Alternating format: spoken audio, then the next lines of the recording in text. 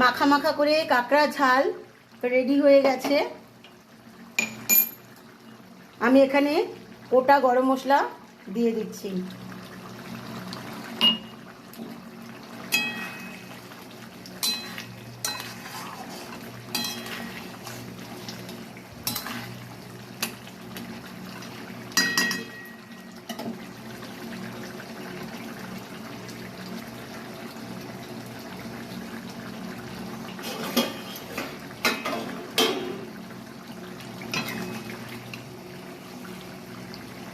এরম মাখা মাখা করে কাঁকড়ার ঝাল গরম গরম ভাতে খুব ভালো লাগবে।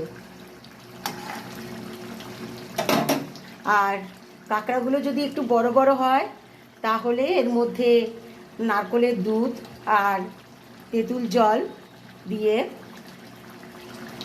একই পদ্ধতিতে রান্না করলে তাহলে কাঁকড়ার ঝালটা খুব ভালো লাগবে।